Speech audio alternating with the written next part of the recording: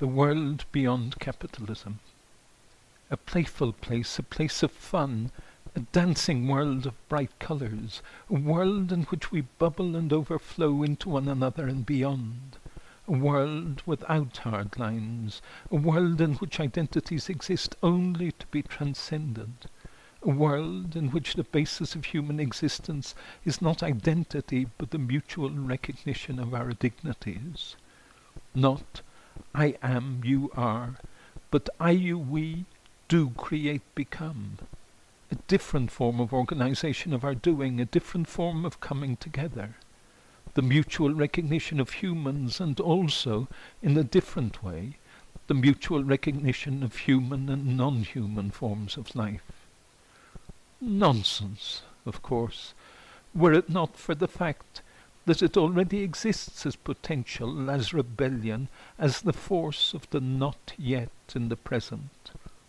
To find the world that could exist after capitalism, we must look to the anti-worlds already being created in countless struggles against capitalism, countless cracks in the texture of capitalist domination.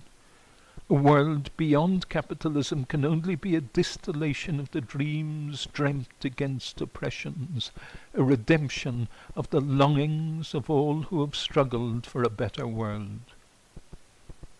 Look, then, to the experimental anti-worlds being created in the struggles against capitalism, to the assemblies that characterize the Occupy movement and its rejection of representative democracy, to the protests against guns and violence and war, to the movements not just against male domination but for the overcoming of all classification of people by sex and sexuality, to the millions who fight against the destruction of the earth by developing a different conviviality with non-human forms of life, to the constant push for living in a time liberated from the clock, in a space freed from the measuring rod, to the constant drive, inseparable from our humanity, to determine our own doing.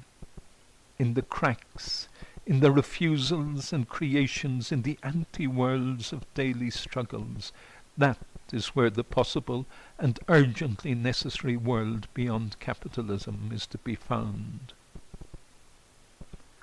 Think of these two images.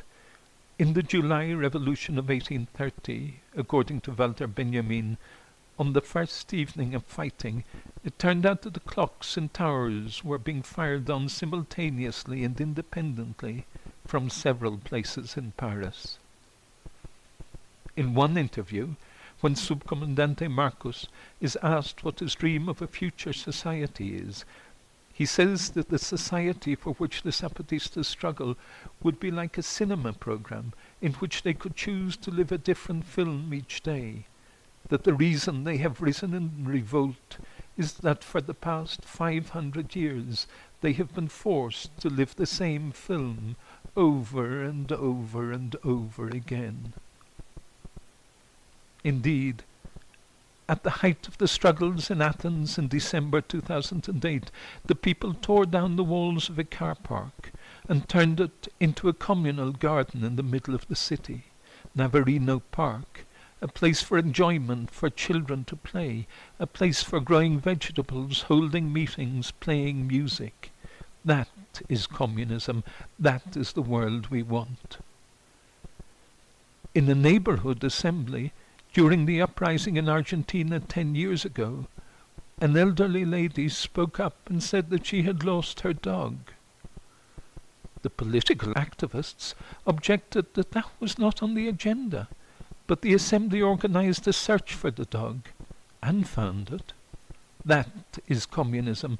That is the possible world of the future.